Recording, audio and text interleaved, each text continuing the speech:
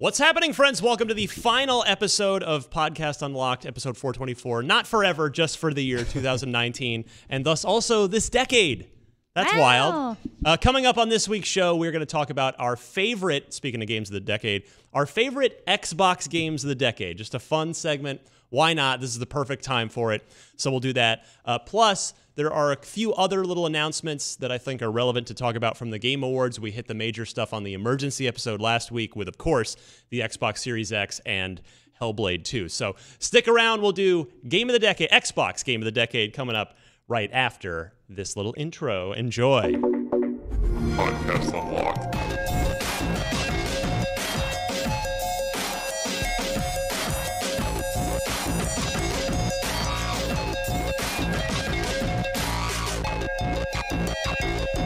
All right, I'm Ryan McCaffrey, joined by the great Brandon Tyrell. Hello. Looking sharp today. I Thank like you. that pea coat. That's looking good. Appreciate it. Yeah. It's winter, so It's as winter. People in real winter are laughing at you right now. That's true. It never drops below like high 40s. Yeah, we're fine. Miranda Sanchez. Hi, hello. Happy holidays to you as well. Happy holidays. I like the sweaters looking, It's just like sharp as We're well. toasty. We're toasty Yeah, on you this gotta side. keep it- Cardigans and stuff, just bundling up. It's And that we're wimpy Californians when it comes to our I winter weather. hate the cold. I hate it so much. So I'm glad it does not get that cold here. And roaming, you may see her pop on frame a little bit from time to time if you're watching on video. Daisy the Boxer Puppy is free roaming, just grazing the studio, looking for either food or a way out, maybe both. Both. So cute. So, welcome to episode 424. That would be a palindrome. What better way to close out the year than on a palindrome?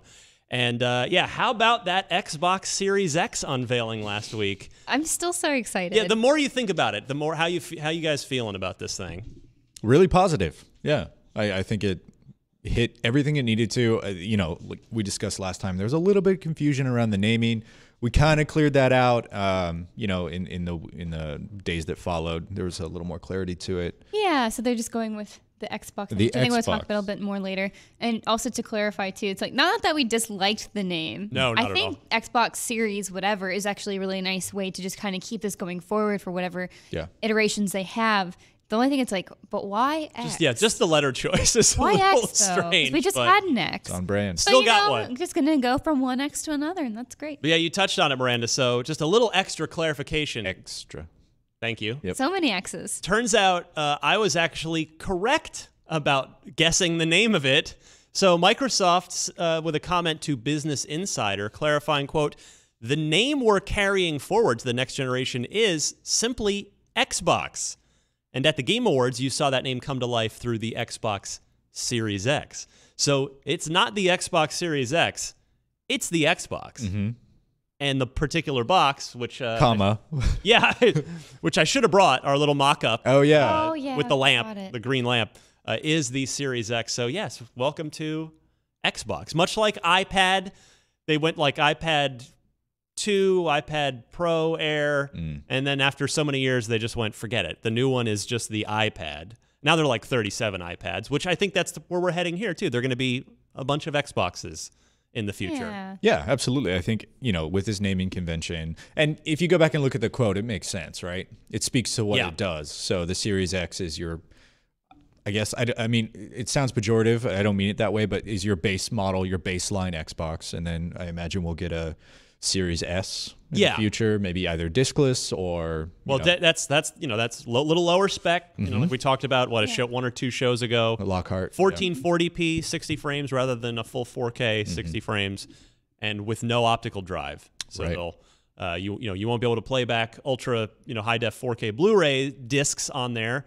nor will you be running everything in 4K, but you'll be running everything really, really well with the improved loading times that the new console promises. So and then presumably we get an XL down the road or something like that. Exactly. When it's time for that mid-generation upgrade again. I'll tell you, I did co-hosted a video earlier this week. It's up on IGN and YouTube now with Bo Moore, our resident tech editor, our new tech editor. And I'll tell you, we've talked on the show. I thought 500 was going to be where the Series X was going to clock in at, and then obviously something lower for Series S, but he convinced me through kind of running through the PC specs, like comparable PC stuff and the GPU and the capabilities. He thinks it's going to be 600. And the more I think about it, the more I think he's right. and I'm totally okay with it because they could go 600 and stake their claim as we're the most powerful console, which is exactly what they did with the Xbox One X at 500 versus the PS4 Pro was 400. And then, so if people want to, people start to complain, oh, $600. Well, okay, then we've got Series S, the Lockhart here for you at $350 or $400. So you could grab that one if you don't want to get the high octane version. You can still get a next gen Xbox experience for which presumably $100 cheaper than that. I feel like that $500 price point is sort of the agreed upon next gen. That's sort of what everyone's thinking. Nice thing. Like that could very well be where, assuming Sony does just have one PlayStation 5 out of the gate and not an immediate sort of higher spec, lower spec series. I wonder if PS5 will split the difference and we'll see Series S at 4, PS5 at 5, and Series X at 6. And then you've kind of got an interesting choice of, well, I could go, I could save a little bit of money and get Series S. Maybe it's not going to be quite as powerful as a PS5, but it saves me some cash. Or I could go with a PS5 and then don't get Game Pass or any of that fun stuff. Or you could, if you want the full highest end experience on a console, you can go Series X. So this generation hasn't even started, and it's already getting really interesting. Yeah. All right. Let's move to our feature segment. Miranda, I know you have a hard out, sadly, so you may have to disappear, magically disappear. Just be gone at some point. We'll CG you back in. Through the magic of editing. Yeah. So let's go to it. It is the end of the year, and it is the end of a decade, which is kind of amazing. So I thought I've been saving this one for a rainy day or the end of the year, whichever came first, and turned out the end of the year is what came Probably first. also going to rain today. So you're absolutely correct. So our thought, it would be fun. We're doing an IGN Best Games of the Decade feature that's going to run over the holidays. I thought, well, okay, here on this podcast, let's talk about our favorite Xbox games of the decade. And I'm going to allow each of us a third-party pick, if you just, you have a third-party game that just is near and dear to your heart, and an exclusive pick. So let's start there, because this decade encompassed the back half of the 360 generation, and then the entire Xbox One generation. We still got next year, and there's a lot of cool stuff on tap for next year. What did she get? Something? She's got something. Sorry. Oh, for goodness sake, Daisy, what do you have? There's nothing in here that should be in your mouth. That is not a good thing. She's just making this look on her face. Oh, she does. Yeah, she's got the look. She's just got the sad, Super I producer didn't do anything. Tayo is thankfully going to go corner her. Oh, she's going to get chased around the room now. It's the lid. Sorry, it's guys. the lid to a Yeti water bottle. It's somebody's water bottle lid. All right. Well, she can't swallow and choke on that, and that's probably not going to hurt anyone. So he's going to do his best to get it back. All right. This is why we don't have a dog in here very often, because it's a distraction. Daisy. There She's she just goes. running around. It's super cute. She knows. It's kind of entertaining on video, but anyway, for those of you listening on audio, let's riveting move on. if you're only seeing us from the waist up. Okay, so Come here. I'm gonna start with Brandon Tyrell. Hey, hi. Start with Miranda. Oh, okay. Start with me. Start with Miranda then. Yeah, let's go Miranda's way, because and you've got the look on your face says I have something I really want to talk about. I really don't want Brandon to steal my thing. Oh, okay. I know we have the same one. Okay, So. Miranda's. I'll go first. Anyway, so I'm going to go ahead and talk about my first party pick. So I kind of chose this from the perspective of this is something that's really special to me. There were so many games from this decade on Xbox that were exclusive. For instance, the latest Gears trilogy has really surprised me, and I've really loved what they've done with those characters and how they've built out this world and really made Gears franchise the coalitions, and how they've kind of adapted 5 to be more of that and kind of evolved it into something a little bit more modern. That being said, I just have to give it to the Chief. The Master Chief Collection, you got to do the re-review. They've been working so hard on this, as the Chief deserves. 9.5 is my re-review, which corrects it rights a wrong. I was too high to start with, but 9.5 feels real good on the re-review here 5 years later. You have to acknowledge you're cheating a little bit by choosing the Master Chief Collection. Because it's a collection of incredible video games. And the reason, again, because I want to highlight this is that I feel so bad because it's like, it's a collection. It's like, yes, it's a collection, and it absolutely deserves to be recognized for that. And how great it is. And it's not just that it's a bundle of games. It's games that work together. Like the multiplayer, that is such a huge thing that you can just like queue for different things. And as the last 5 years have shown, it's not easy to pull that off. No. So it's not just, well, just put them all in a collection and it's fine. There is a lot of serious work that went into this to make it work. And ongoing work. Yes. Yeah, absolutely. And so like that's kind of what makes it such a big point to me. And I know I've talked about like why Halo is important to me before. Like it was one of the games that I got to like sneak around and play with my dad when I was younger. And I'm just like, don't tell anybody. I'm like, all right, I won't say anything because it's like too violent for like the age I was. It's Halo. It used to be rated M. Yeah, it was. But before everyone, the ESRB, I guess the ESRB, not everyone, realized it's the bar's actually kind of. We all got a little desensitized. Yeah. In the 10s. So like that was like a really special thing between me and my dad, and eventually me and my brother, and then I got like other friends to play, and it was just like such a great thing to have for that. And I love seeing that they're trying to keep it modern and keep it updated so that way current generations can enjoy that experience as well. Yeah, or even people just new to gaming. One thing that amazed me while re-reviewing the Master Chief Collection is that it is like it's a Halo wish factory now. Because the interface has been completely redesigned, and so you go in there and you can't say like for matchmaking you can't request like a specific map. It's not quite that nitty gritty, but you can request the game types you want. You can request the sort of size of the games, whether you want like a big team battle or a smaller arena thing, and you can check off which of the games you want to be. That you're okay to play in. Right. So if you're like, I don't want to play in Reach. That I don't feel like it. And you can you can uncheck that. Or if you just want to play in Halo 2, you can just check that, and it works every single time.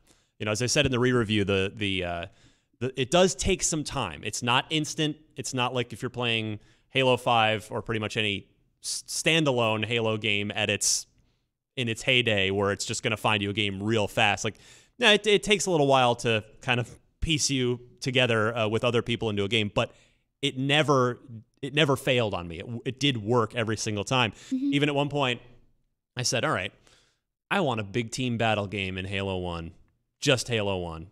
And it took 2 to 3 minutes. Actually timed it at one point. Oh, wow. But sure enough, not long later, I was in a match on Blood Gulch, and it felt so good for a game that's the one game in the collection that, of course, wasn't designed ever for online multiplayer. So it felt great, looked great, ran great. So you're cheating, but it's like the right kind of cheat, right? So exactly right. I help people find cheats. Like that's what my team does. Like for guides, that's what we do. So sometimes I have to use my own for my work. And now it's on Game Pass. Yeah. So it's just like if you're a Game Pass subscriber, this beautiful rebuilt thing is just there for you. It's so insane to me. The value proposition you get with MCC for one price is like, oh wow, that's an incredibly good deal. And now you just get it as part of Game Pass. Yeah. Oh my God. Seriously, I know I say it every show, but that service is just the best deal. Again, and when I've said this 1,000 times too, I think in 5 years we're going to look back on it and wonder, wait, there was a time when not everyone was doing this. Yeah, you just didn't. Like Sony's going to do it, Nintendo's going to do it. Like it's just going to be par for the course because it's awesome. All right, Brendan Tyrell, Miranda stole yours. Yeah. Give me something. Your first party pick. Give me an Xbox Game of the Decade for Brandon Tyrell. So similarly, I mean, I was going to cheat and say MCC as well, but luckily I had to back up because Miranda and I... You anticipated this outcome. We actually talked a little bit earlier this week. But yeah, just not to harp on it too much, but God, the MCC... I mean, you get the remastered version of Combat Evolved and Halo 2. Now with Reach, you get all the games in the saga.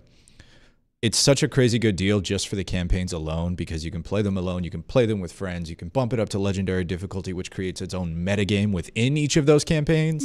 And then you're like, you know what? Me and my hardcore crack squad of Spartans have beat this game on legendary. Now we'll do it with all skulls. Yes. It is a crazy good deal. And then, you add in the multiplayer suite, which you said Even firefights in it. Yeah. Like which wasn't in it at launch, by the way, because ODST and Reach weren't in it at launch, and they're both there now. So when I went back into re-review, again, I hadn't touched it in years, I was like, oh, firefight. I gotta try this. And guess what? Still so much fun. Still really good, Still right? so good. I mean, God, that I don't know if it spawned it, but like the wave of Horde or firefight, PvE. PvE modes in video games. This mic stand is active. Yeah, I think it's fair to say that ODST and Gears 2 with Horde.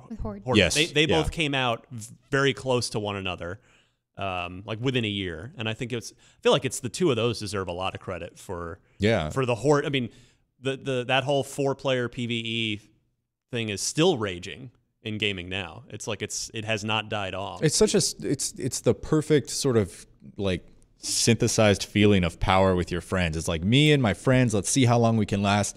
I liken it akin to like an RTS game where you build up your base and then you just turtle and let waves of enemies come. You're like, how long can we last? It's an awesome experience. It's insane that it comes with the multiplayer suite and all the campaigns in MCC. Realistically, if you were a huge Halo fan, you could literally never play another game on your Xbox. There's that much content and replayable content for you. So that is my previous pick of the decade. But there is one I really want to talk about as well, which I think is overlooked because it came out at the beginning of the generation, and it was so just smooth. I hope you're going to say what I want you to say. Yeah, I totally am. It was so smooth and just kinetic and frenetic, and it's Sunset Overdrive. Oh, so you are saying lots of adjectives for movement. I know. What could it be? Yes, creators of Marvel's Spider-Man, that much appreciated PS4 game. Before that game came out, they made a little game called Sunset Overdrive, which is a cartoony, just like have a great time jumping around, zipping around, flipping around, flying around. That is a game where you can literally jump off a building, not know what's going to happen, and just not worry about it because you have so many options in free fall to just survive. I don't think it gets enough credit. The story in Sunset Overdrive is not why you play Sunset Overdrive. Fighting an evil soda company? Fighting an evil energy drink company. And thank you, energy clarifying, yeah. Battling taurine and with the power of friendship is essentially what Sunset Overdrive is. But the way it delivers it is so good. There are so many interactive elements, and Insomniac really just nails the feeling of movement. I think it might be my favorite traversal game, just that feeling of movement. Yeah, for sure. That's fair. It is so strong. And it takes, I mean, at least for me, I feel like there's about a 20-30 minute learning curve. It's not that steep on the at traversal all. Yeah. in the beginning of the game where you're kind of just trying to figure out, jumping and comboing and moving around. But then as soon as that switch flips in your head, you're like, oh man. And there is like a Metroidvania-esque climb in I don't know, I guess mobility, where they start to add like smaller pieces to the puzzle. Like eventually you get a umbrella or a crowbar, I can't remember, that you can use to like swing upside down or swing below wires. Yes. And then you hop up and you sneaker skate on top of them. And like, and you can use them as trampolines, bounce off of them. There's trampolines and even silly things like dining umbrellas outside above picnic tables. You can bounce off those. And then there's a double dash and a double jump, and then I think a triple dash. So eventually you get to the point where you just add all this stuff together and you get from like downtown to the suburbs without touching the ground at all. Yes. And it's such a just awesome feeling to do that. It's a game that you can just turn your brain off and just sort of fly, Yeah, I mean, you mentioned Marvel's Spider-Man, which I'm so happy for Insomniac that was their biggest hit that they've ever had, because it's a studio that's done great work for so long. And yes, Sunset Overdrive is their one and only exclusive Xbox release. They'd been mostly doing Sony exclusives. Then they did there was their third-party game. Was it Haze, or was that the original name or the final name? I don't remember. It was a very forgettable shooter. It was like not their finest moment, but anyway, mostly a Sony thought of studio, and now, in fact, since Spider-Man acquired by Sony, so we're not going to see them on Xbox anymore, which is a shame. But yeah, I mean, it's fair to say that Sunset Overdrive absolutely made Spider-Man possible in terms Oh, of how absolutely. there's so much foundation for DNA that. in it. Yeah. For that movement. Not just in sort of highlighting the chops of Insomniac for that kind of stuff, but also in I'm sure of the learnings that they got from Sunset Overdrive and how that transitions to, a licensed character that moves very similarly. So, yeah, I think Marvel's Spider-Man owes a lot to Sunset Overdrive, and Sunset Overdrive, even to this day, if you go back and play it, still feels incredible. And I think it's on Game Pass now. I'm sure it is. Yeah, please play it on Game Pass if you're a new Game Pass subscriber or a new Xbox owner or both. It's still, it's so good. And I would be remiss if I didn't at least mention the first half of our decade was still sort of the reign in the era of XBLA, and how many amazing games came out of that program. And, the sort of sub-program of Summer of Arcade. You had some legitimate bangers come out on that platform. State of Decay started there. Braid, Limbo. Yes. Castle Crashers obviously became a phenomenon. Yeah, the Behemoth they've made a lot of money on Xbox Live Arcade and a lot of great games. Twisted too. Pixel, Double Helix. Yes. Like so many great studios got their start there. It's a shame that we don't have something. We have ID at Xbox. It's a little less curated than that, and it's more just sort of the Ellis Island for Xbox. It's like, hey, by the way, like these smaller games that we're backing that we're really excited for are coming to Xbox, but it doesn't feel like there's as much fanfare around them. Yeah. Or like aside from like talking to us. Yeah. I think for press, like there's we have an ID at Xbox event you guys can go to, and we're like, oh yeah, of course, like that's exciting for us. But it doesn't feel like there's a lot otherwise to like celebrate what they're doing with that. I mean, Phil Spencer and the Xbox leadership team has done so much right over the last few years in rebuilding everything, and we're seeing that all start to pay off with the new studios and the Series X and what they're doing. But I still think we need just bring Live Arcade Wednesdays back. Bring it all back. You can have as many ID at Xbox games as you want, but let's curate them. Let's have a dedicated spot on the dashboard where it's like here's ID at Xbox Wednesdays, where we're gonna curate the best of the best. And you're right, Miranda. There are occasionally these ones that kind of do break through the noise a little bit. Like the one that's I think out there right now, at least that's broken through for me. And I think when everybody realizes what it is and gets a chance to see it, they're gonna feel the same way. This debuted at E3, the press conference this year. 12 minutes. Right? Yes. Yeah. Oh my God. I feel like nobody's really thinking much about it or talking much about it right now, but that game stuck with me at E3, which we talked about on our E3 wrap-up show. And I think that's going to be one where when it does finally come out, that's going to get like hopefully into that Cuphead level of attention. It's got a really cool hook. And I don't know anything about it other than what, you all know and what we've seen, but that hook is so strong. I It's think like Christopher Nolan made an ID at Xbox game. Basically, yeah. pretty much any Annapurna game at this point, I'm like, hello. There's definitely, How are you? What are you doing over there? They have established quite a great reputation for publishing interesting stuff. So, yeah, Sunset Overdrive, fantastic. Yeah, pick. it's a great game. I'm going to go, I actually had one written down. That was the first thing that came to mind, which was Inside. The follow-up to Limbo. They're not related, but, What'd you give that game? That was a double-digit 10. Wow. A 1-0 out of 1-0. Yeah, I've only ever given 2 10s since in the 7.5 years I've worked here. The other one went to Super Mario Odyssey, and I still feel great about both of those. I have no regrets about either one. Inside it's 3 hours long, and it is, to me, we get a lot of people that sometimes they'll get mad if we give a game a 10 because they'll think you gave it a perfect score. No, we did not. We gave it a masterpiece out of 10. That's what 10 out of 10 indicates. Is for us, not perfect, but for me, I think Inside might be the closest thing, if not ever. I mean, it's in the last decade that we're talking about that I've seen to a perfect video game, in that the story's amazing despite having 0 dialogue in it. You will be thinking about that game for days, if not weeks, after you play it. You'll be talking about it with your friends. The visuals are perfect.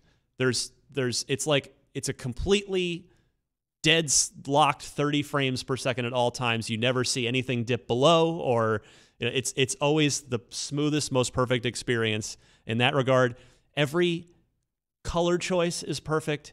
Every animation looks like it's been gone over about 6,000 times. That's what stuck with me most was the animation. Like when I first got on, I was like, excuse me, this is so smooth and beautiful. And if you haven't played the game, there are parts in that game where like especially at the end, right, where you see a lot of different pieces moving at once, and like everything has its own very specific, like the amount of detail in each of those moving pieces.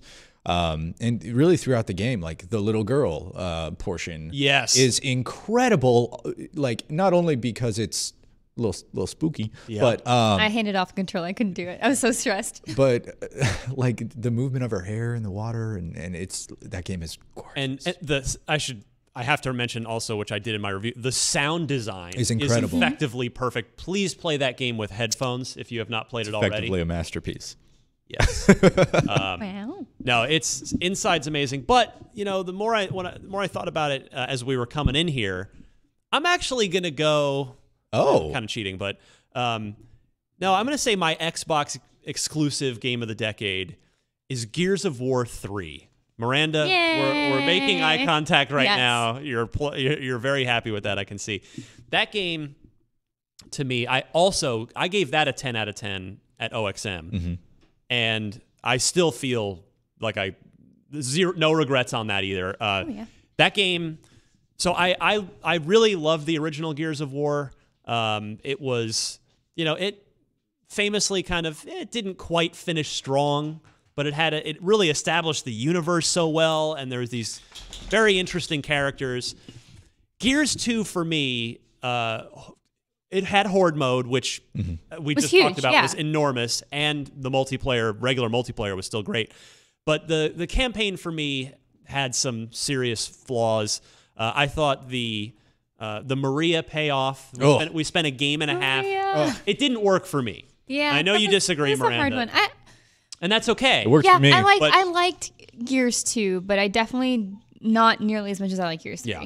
So the Maria thing didn't work for me.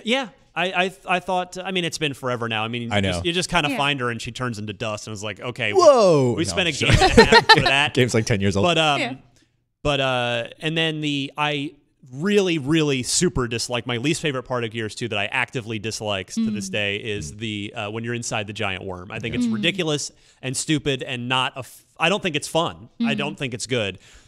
That said, when we got to Gears 3, I think the campaign's tremendous.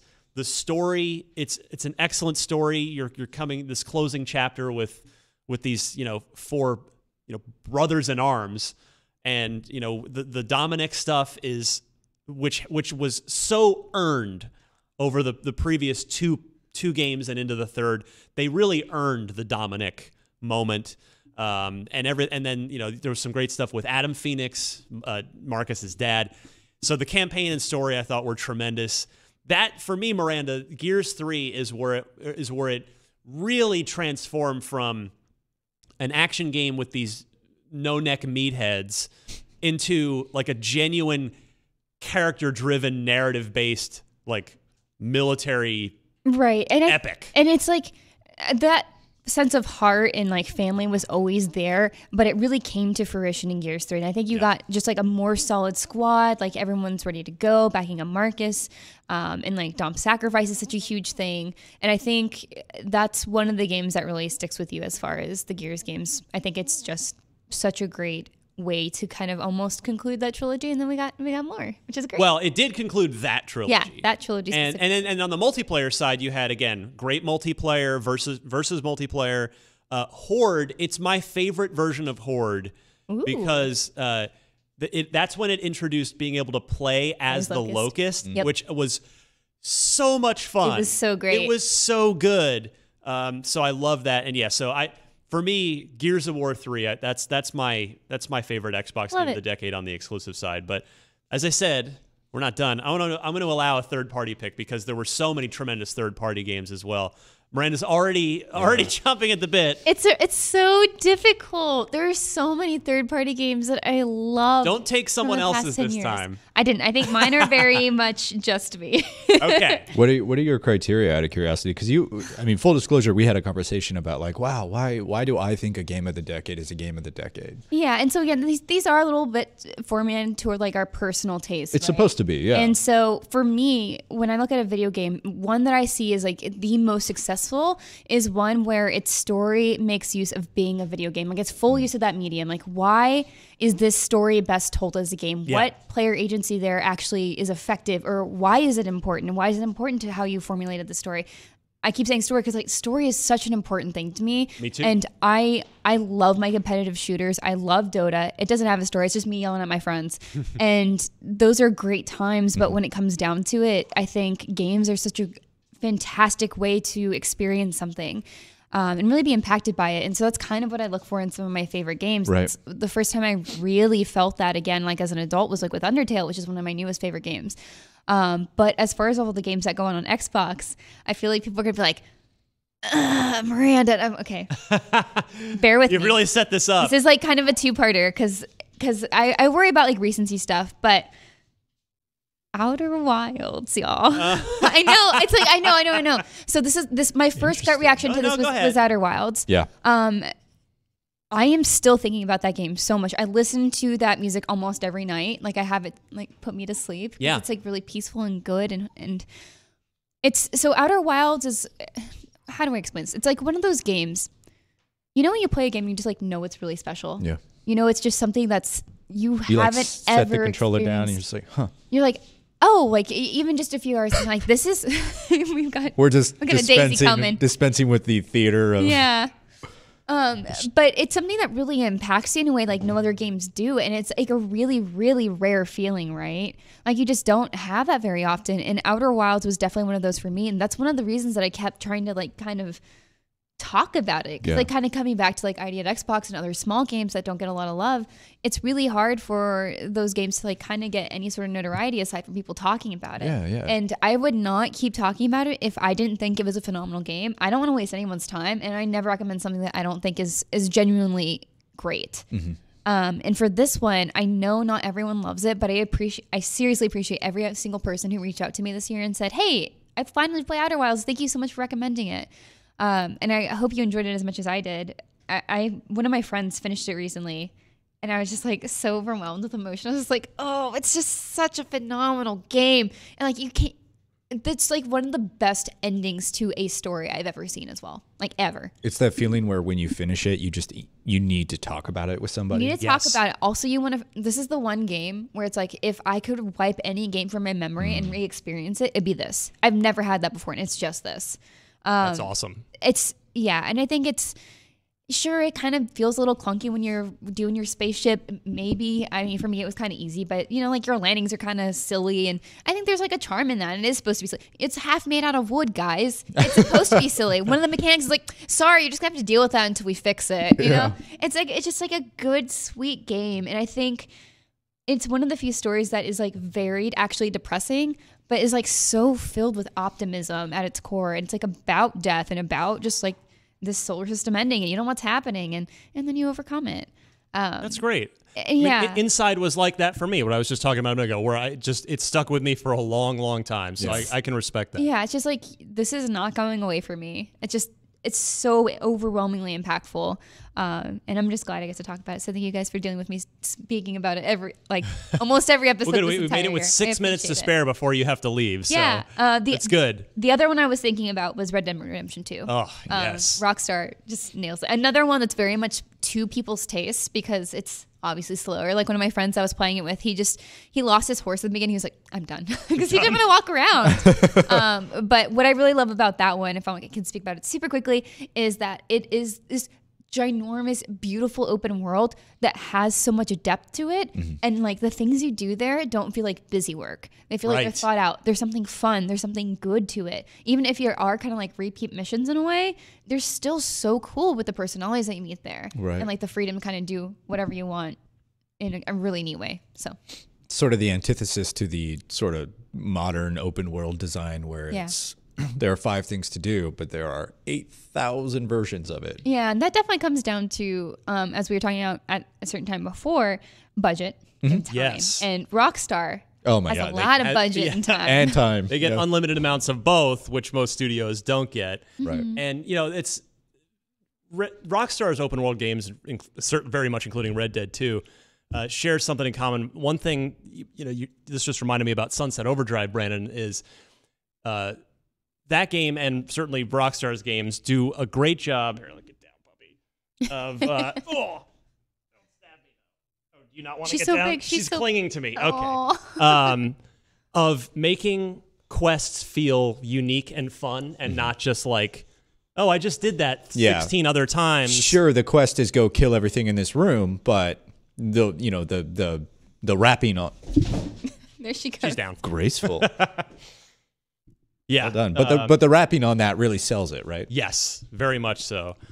Well, I'm going to just piggyback off of Miranda's because my third-party pick it came to me very quickly, and I cannot think of anything that's even close because, for me, again, because I think my third-party pick is not only the best Xbox game of the decade, I think it's one of these, if not top 10, maybe even top 5 best games ever, and that's Grand Theft Auto 5. Oh, Now, I like it. Sure, there are things that Red Dead does better. It's a lot newer. They're very different games. But they are very different. Yeah. For me, I just like GTA more. I think it is overall a better game, but there's never been I still don't think there's been a world more detailed and alive in a video game than San Andreas. Right. It is, even from in its little touches that you get like 6,000 little things that make that feeling of making it feel alive. Like an example that quickly comes to mind. Actually, I'll give you 2. One is, the radio stations are just legendary in GTA games. Ever since 3, My favorite. They're just like loaded with comedy. In every new Laszlo. GTA game, yes, Laszlo's my favorite. I met him in real life. Did you really? Weird, yes. Oh. He's exactly like he is on GTA in real life. Smash cut to like a Photoshop picture of you with the cartoon Laszlo. Basically. But like every new GTA game, I will park my car somewhere and just listen to the talk radio station to hear all the bits. I just drive according to the rules of the road, like just in line with people. Nice. I'm like, guys, can you please go? It's green. And I like doing that too. Honking at people, but I just listen to the radio. Like I yield for oncoming traffic when I make a left turn. But it's so. What's cool in 5, it's so big because you've got Los Santos and then it branches out into the sticks. But as you drive out of the city, the radio station it crackles out and then it tunes in. It's like the signal is lost and you pick up another radio station. Like you pick up the country rural station. Yeah, it's like what That's an insane level of detail that no one else would do except for Rockstar. it's so smart. And then the other favorite story I like to tell as like a little thing in GTA 5 is I was just walking around Vinewood, which is Hollywood, and I saw this like shuttle bus. I'm like, that's weird. I've not seen that before. So I got on it, and it's like I didn't steal it. I didn't go behind the wheel. You just get on it, and it starts this. I kid you not, like this 15-minute tour. It's a tour of the stars' homes, and it's got this VO script. It's on a route, and you're like, it's just this hilarious. It's that kind of attention to detail. And literally, I'll bet maybe 5% of players ever find that because it's not a mission, it's not an objective, it's not. There's nothing ever pointing to it. It's not on the map. It's just a thing you find. And it's that the stuff like that's in GTA is unbelievable. Like I'm so intrigued to know what point in the pre-production and design process they go into like the extra one-offs like that. Or is it just they get the skeleton and then it's like, well, we got 2 years left, folks. So whatever you feel like doing. Or do they ever even cut anything? Does it just all go in? Like that could have been a mission, and they're like, oh, we're gonna change this, but we don't leave this in. Who it's knows? Really cool. Yeah, it's so crazy. And again, to think GTA 5 was a 360 game. I know. You don't think about it much now. Oh, it came I out remember. in fall of September of 2013, and then 1 year later came to Xbox One as not simply a port. They added that optional first-person mode. first-person Like the mode. whole thing, you could walk around that whole world in awesome first-person, and it's so. And then of course over the years, GTA Online. It started rough. I played a lot of tennis. Yeah, it has. Oh, me too. It basically has a fully functioning tennis video game inside it. It's Now good. we know why Rockstar made table tennis as their Yes. first So But first 360 yeah, game. it's wild. GTA 5 was actually my first GTA game. Nice. Yeah. And so I had a bad experience with it when I was a kid, so I kind of avoided it until, I was like in college, and I was like, okay, With 3 or 4? I forget which one. It was something, my cousin showed me something, and it freaked me out a little bit, and I was small. I was very small, and I was like, this is not the game for me. Right. I will never play this game. And then I'm in college, I'm like, it's time for me to play that game. When I got GTA 5 for my 360, I could not stop thinking about it. Like I would just want to run home from my classes and too. just play Yeah. nonstop. Just want to live in that world. Yeah, It's it's unreal. phenomenal. I know you've got to go. I know. but- I'm sorry, guys. You're awesome. Thank you for a year of awesome podcasts. Happy holidays and Happy New Year. Of course, I'll see you outside. Yeah, but- absolutely. Happy holidays, everyone. Thank you guys so much for having me this year. Yes. I hope you all have a wonderful rest of the episode. Excellent. We will do our best. But See you in a bit. yeah, GTA 5 is, and what's wild about it, Brandon, is that Rockstar is in no hurry to churn out 6. They don't need to. But most, I would say basically all the publishers, with maybe a couple of exceptions, would be like, okay, well, how quickly can you get GTA 6 out? And even if the answer is 3 years, Yeah. it's going to happen. We are not going to get GTA 6 unless, barring some surprise, because they now function as one global studio. Rockstar North drives. They are the sort of creative leads. They drive everything. That are they in Glasgow? No, Edinburgh. Edinburgh. Yeah, Scotland. And but yeah, so the San Diego studio was kind of the main studio Yeah. on Red Dead, Right. Red Dead Redemption and Red Dead Redemption 2.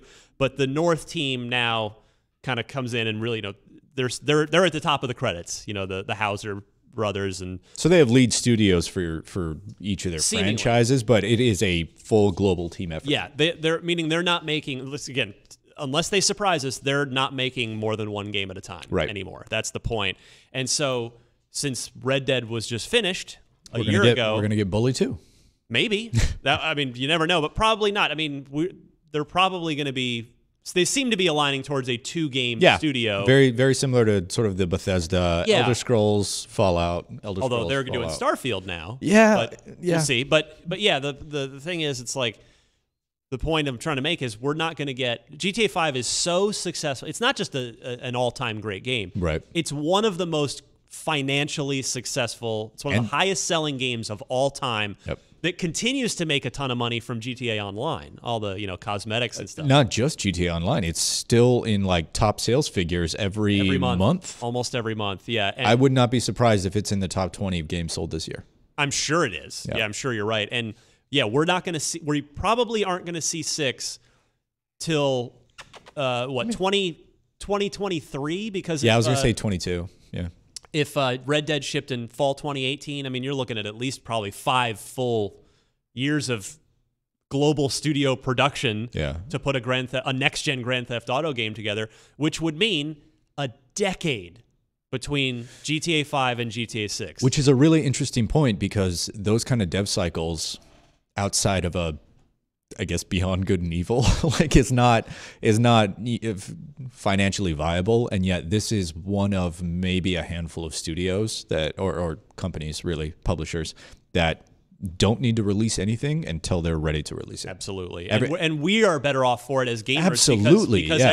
every GTA game and every Red Dead game is not only an event because it's not just an annual thing, but the unlimited time and resources that we were just talking about a minute ago fine-tuning, before Miranda polishing. left. It's so much goes into it. It's just unreal. So yeah, GTA 5 is the clear and obvious pick for me as a third party. I mean, I don't think many people would disagree with you, right?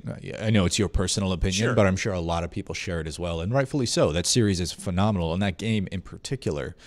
Like you're anecdotally saying, you got on a Star Tour bus, Yes. just took a Star Tour in a video game. Yeah. Is like, just think back to when we were kids playing video games and like how far we've come from It's that. unbelievable. I mean, GTA 3, as a final note on this, 3 was one of those the turning point, transformational games for me in life. Same. I think everybody probably has 3, 4, 5 of those. Super Mario Brothers for me, which was the first game I ever played. Mm-hmm. The original Doom changed all of my gaming life forever. Halo 2, because of what it did with online for multiplayer, and GTA 3 was, I guess GTA 3 was before Halo 2. Yeah. But GTA 3 was absolutely one of those games where I bought a PlayStation 2 because of that game. It was the actual definition of a killer app for me, and just I couldn't stop thinking about it, playing it. It rewrote the rules, and 5 did that again, and it's 6, like just the idea of 6 makes me unbelievably happy, even though I don't even know what it is. Yeah, absolutely. and I'm sitting here thinking, like, with GTA 6, what could they possibly do?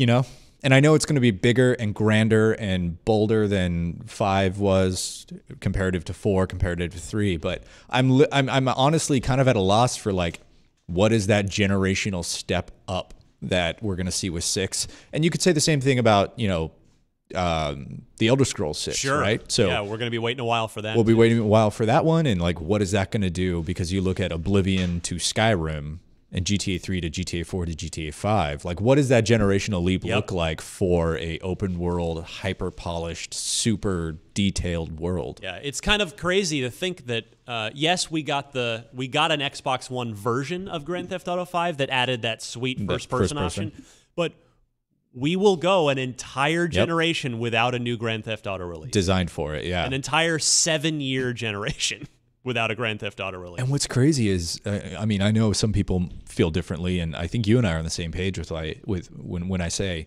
I think that's fine. Like, I think waiting 10 years between these sort of landmark tentpole games is okay. Yeah. I mean, considering we know that they're going to deliver the quality and the breadth that we're excited for. Like, we know it'll be great when it comes out. And also because now more than ever, video games are bigger than music and movies combined. So now more than ever, there are more games to play. You cannot play I don't even want to say every game because that's silly, but you cannot play, I'd say even 50% of the games that come out every year, right? Yeah, just on Xbox, by the maybe way. even 10%. Let alone all platforms. Oh my God, like go to Steam and look up recently goodness. released and you'll just have an aneurysm. Yeah, I mean, of course, Activision would never trade 10 years of Call of Duty profits to have one crazy, epic, unlimited budget Call of Duty every decade. It's a different. I know it's a different beast. But I am with you're so right. There's so many other good games at all times. I am so glad that GTA is revolutionary, or has been up till now, once every 5 to 10 years rather than just an annual iterative thing that they put out. And what's crazy is, like, if you're really into books or really into movies or really into music, like, there are those entries in those mediums that you measure your life by. Yes. Right? Yeah. So, like, you remember where you were when you listened to Metallica's Black Album for the first time. You remember where you were when you saw that movie that everyone loves. I'm drawing a blank. Nothing's coming to Fellowship mind. of the Ring There you is go. the answer. You remember where you were when you saw The Matrix or Yes. The Fellowship of the Ring or, what have you, The Hobbit. What? No, not I'm that just one. kidding. I've still never watched it all the way through, but GTA is those games. Yeah. Is one of those games, and I would also argue the Elder Scrolls is as well, right? Oh, I have many fond memories. I know Oblivion was that was your jam. That was my entry into the Elder Scrolls series. I hadn't played them up till then. And Right. I love Oblivion so much. Anyway, that's from last decade, so that didn't count. Otherwise, it would have been in strong consideration. for me here. We've got 20 minutes left before we absolutely have to be out because they've got another show coming in. Let's give me a third party pick. Yeah, real quick. You and I have talked about this already, and I feel like my obvious answer is The Witcher 3. I love that game. Can't argue with that. It's getting a lot of love right now because Henry Cavill is a very handsome man, and he really likes it. And hey, they made a TV series about it. How is he that handsome? I don't. It's not know. fair. Yeah. Do you realize we import most of our beefcake into Christian Bale, Batman, Thor, Chris Hemsworth? That's true. Most of the Chris's, except for Pratt. Well, I guess Pratt and Evans. Daniel Craig.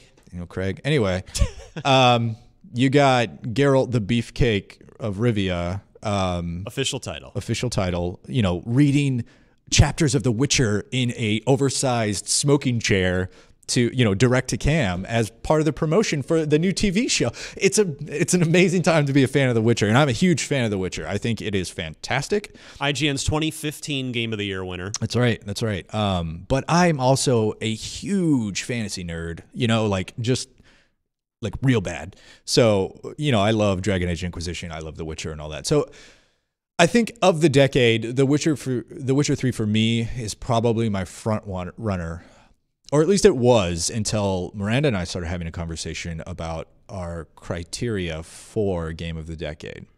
And that made me start thinking about experiences that you can only get in video games. And while I think The Witcher 3 is a fantastic game that I will probably replay for the rest of my life until maybe The Witcher 4. I don't know. Who knows?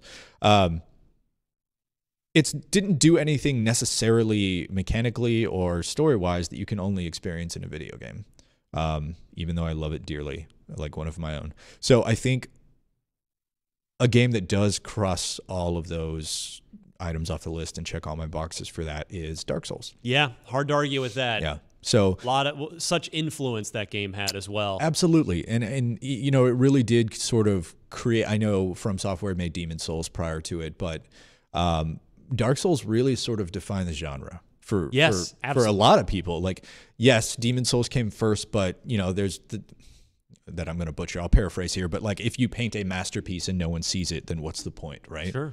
And there are a lot of bands whose second album is the one that catapults them to legendary status, not the first album. And then the great thing is you go back and listen to the first album, and you're like, this is pretty cool. Man, yeah. I love this.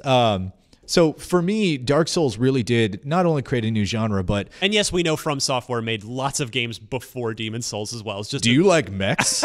You're going to love From Software. Otogi on the original Xbox. Thank you very much. Sorry, coffee up. So Dark Souls really did define this new genre. And I mean, on its base level, you can say like it's a third person action RPG. Like it didn't define anything. Yeah. It absolutely did. Like... Dark Souls and Bloodborne, which is not an Xbox game, but by extent, and you know even Sekiro, which I reviewed, Game of the Year winner at the Game Awards. At the Game Awards, yeah. I feel really good about. I think that 9.5 I gave it. Mm-hmm. Those games are not. A lot of people look at them as, oh, they're just hard games. They're really hard. They punish you. I mean, you talk to Dan Stapleton about anything From Software, and he'll tell you that they're stupid.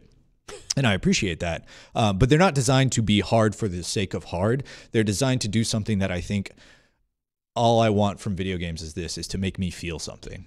So a Dark Souls or a Bloodborne or a Sekiro will make you feel something. And for me, it's frustration, sure. It's not the frustration to the level Dan has. What it makes me feel is a feeling of achievement and progress. It is hard because once you overcome it, you feel something, and you feel a sense of satisfaction, and you feel a sense of victory. Ninja Gaiden did that for me back in the original Xbox. Yes, absolutely, yeah. You know, in a different, high speed kind of way. But yes, I can very much relate to what you're saying. So there are a number of different ways you can make the intended audience feel things in a video game, whether that's through the story, and you take your time to build up and explore your characters, and then the resolutions that come with those characters trigger that sort of reaction. Mechanically, also, difficulty is one of the easier ways to do it. But when you take the sort of difficulty inherent to Dark Souls and you match it with that atmosphere and the oppressive world building and environment and story, like this sort of vague, obscure storytelling, like it all meshes together and works really well together, that not only are you feeling achievement when you beat a boss or get through a particularly crappy section of forest. You feel that achievement when you figure something out, you know? Yes. When you put two pieces together and those two pieces were found after you had to fight your way through like seemingly insurmountable odds, it all comes together and works beautifully and creates this really just one of a kind experience. And Miranda said that she wishes she could go back and delete Eternal Sunshine of the Spotless Mind style, delete Outer Wilds from her brain. Yeah. I wish I could do that with Dark Souls, because that game really sort of fundamentally changed me and made me want to start critically talking about and thinking about video games.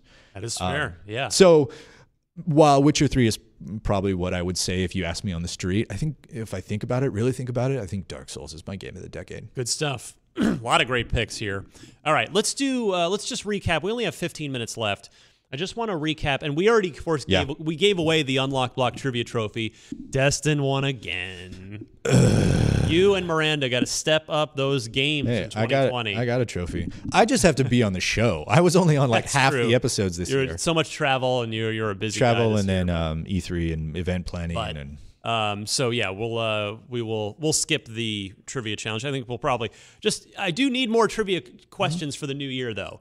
Yeah. Unlocked at IGN.com. Unlocked at IGN.com. Send in your Xbox trivia questions.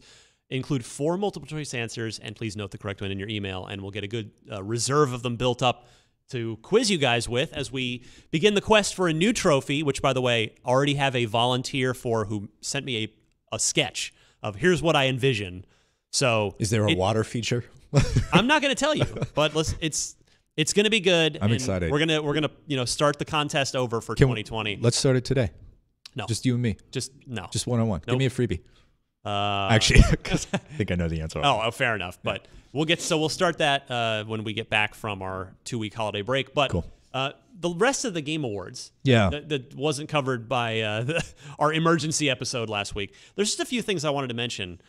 First up, get this: The Wolf Among Us 2 re-announced. The new the undead Telltale, the Phoenix risen from the ashes Telltale, which I don't say that flippantly in that, because there's still a lot of unresolved things to be worried to be angry about and concerned about.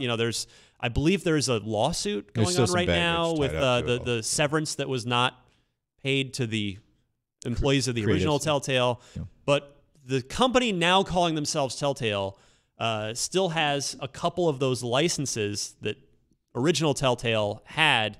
And anyway, they have re-announced The Wolf Among Us. But what's interesting about this, Brandon, is they are simply calling it Wolf Among Us 2, not Season 2. Right. So it leads me to wonder if it's going to be just sort of one full $40 to $60 release rather than a episodic thing.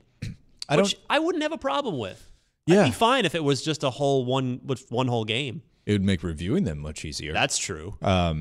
Yeah, I agree. My gut reaction to seeing this was like, oh, this is probably the last one, because you see Season 1, Season 2 implies that there's potential for more.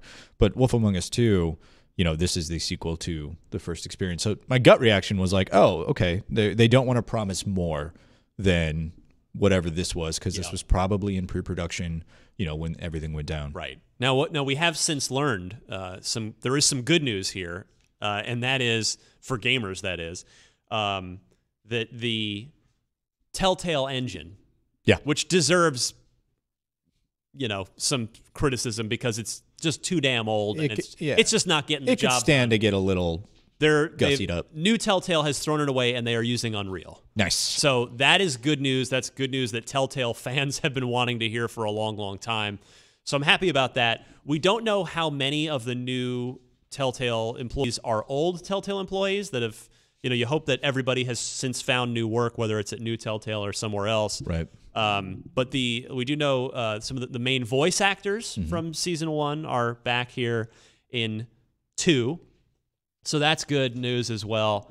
So no release date for this. Nope. But this was a sort of a nice, pleasant surprise as a Game Awards announcement. I love The Wolf Among Us. I think it's right there at the top of Telltale's greatest work. The Walking Dead Season 1. Along with Season 1 of The Walking Dead and Tales from the Borderlands. Yeah. And, well, I think it's those three that are their finest efforts.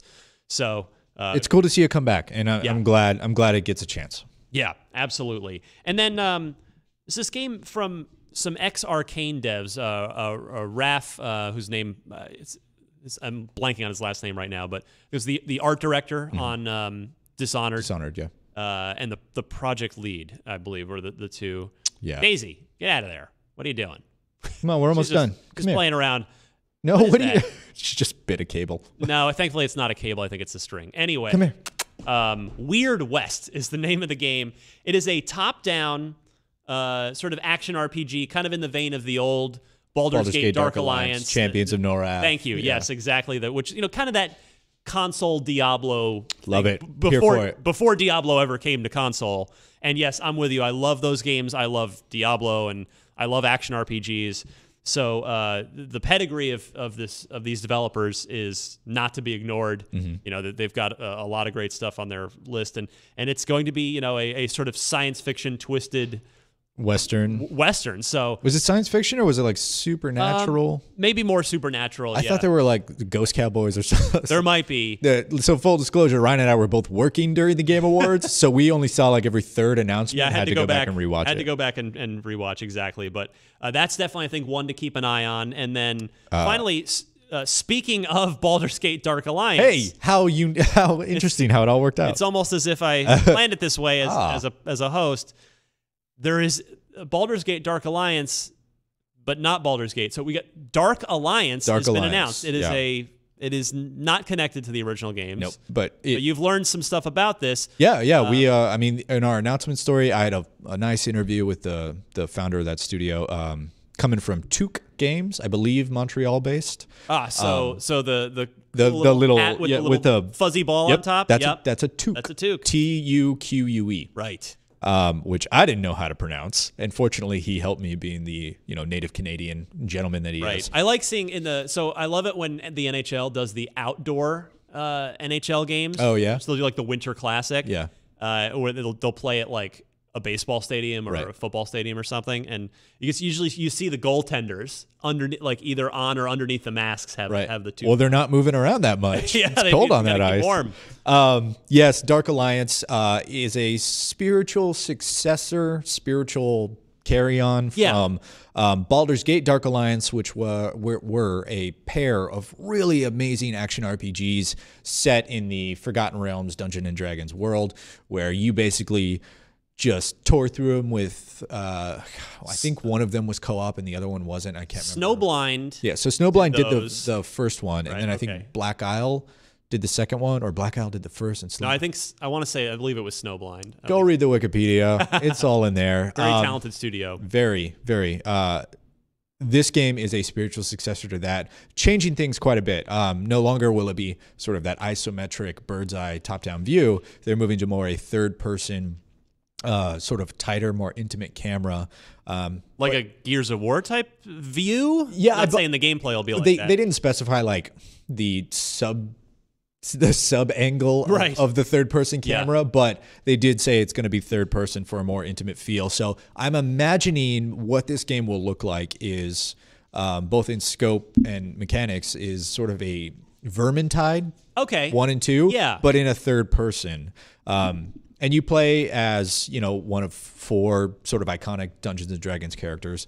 And then their customization is crazy for it, from like dozens and dozens of different moves and abilities for each character. You can build them however you want. But essentially it is going to be that sort of really action-oriented. You and 3 other friends are just mowing through hordes of gnolls and goblins and frost giants and one dragon. And if you watch the Game Awards and you saw the trailer, it's unique. I thought the trailer, quite frankly, was bad. I thought it was a very bad trailer for what will hopefully be a really fun game. Right. I'm interested in the idea of this. Yeah. Because I love Baldur's Gate Dark Alliance. If it's, even taking any kind of essence of that and modernizing it, I'm all for it. But this was like, it was like a GoPro on a druid, or with new metal with like corn. It wasn't corn, but it's Drizzt Do'Urden, the fighter ranger of Drow lineage and lore. Thank you very much. Pardon me, I'm very sorry. Along with Wolfgar, Brainor, and Catti Brie. And I know the trailer it wasn't gameplay at all, which is fine. But well, actually, I was just like, what?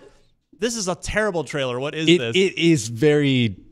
It's almost. Who chose this? It's almost avant-garde, you know. Like no, it's not. It's very sort of. No, it's fine. Like they're trying to get across the point of like hard action, and I get it, and I appreciate that.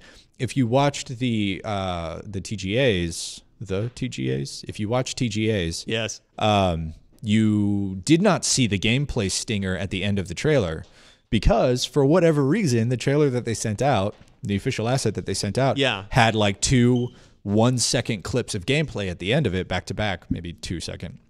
But the one at the TGAs didn't. It just ends. So go to IGN or YouTube, wherever you watch your trailers, and check out the gameplay or the actual trailer for Dark Alliance. There's a gameplay stinger at the end that you might not have seen if you watched the show. Good to know. Very cool. Looking forward to it. Out, I imagine, 2020. Yeah. All right. Well, we'll keep an eye on that one. And that was the Game Awards. Obviously, we covered Hellblade 2 and the Series X. Oh, my goodness. Last week. So that is brings us to the end of the year. The year, the decade. The decade, the show. The show, everything. The end of all of it, except thankfully not. We have a fresh new year and a fresh new decade to 2020. Start next year. So look at us. Destin, Miranda, Brandon, and I will return. We're taking the next two weeks off over the holidays. So hope you're able to do the same out there and enjoy time with your friends and family and play some video games. Game Pass again coming. Seriously. just dive right in.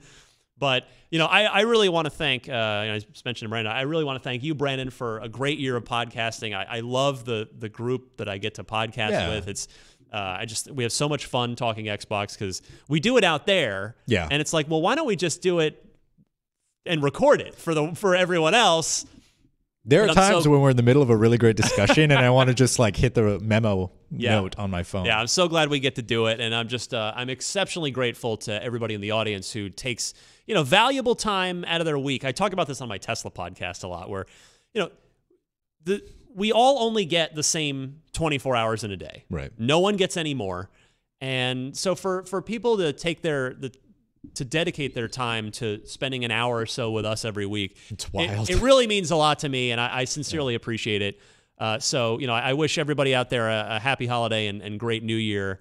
And we will be back, as I said, in 2 weeks. So it's I think it's like January 6th or 8th. I think is the first we're on Tuesdays now, so that should be the 7th. I believe it's going to be January 7th.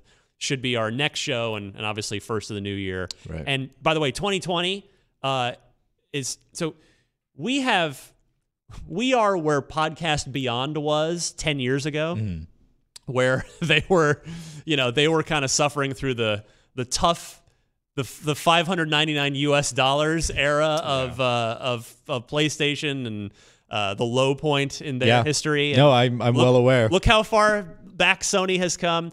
We have, I feel like, we've carried persevered. The torch. We have carried the torch through and having one or two first-party exclusives to talk about every year, and hopefully one of them's good. This year we had 2, and one of them was good. Yeah.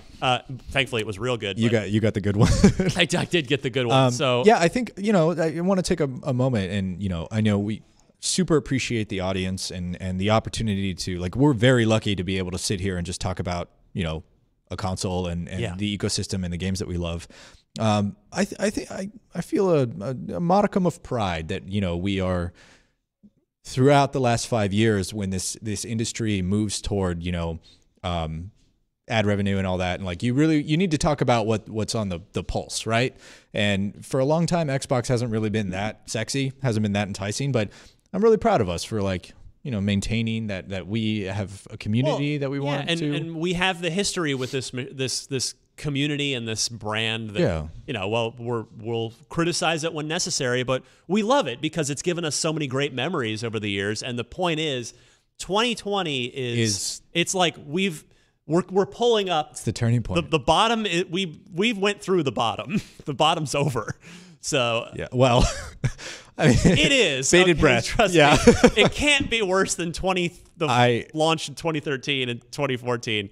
Yeah, as an Xbox fan, that's my primary console, and I got hired at IGN right when the Xbox One started. So I've gone my entire career at IGN waiting to be able to put my stamp on this, and I'm so excited for 2020. 2020 is our year. So many first-party releases, and then the console and Halo Infinite. I know, man. I can't wait. Please be good. Please be good. All right, for Brandon Tyrell, the departed, she's not dead. Miranda Sanchez and the ghost of Destin Legary, also not dead. Yeah. I'm Ryan McCaffrey. Thanks for a great year of Podcast Unlocked, and we will see you first thing in January.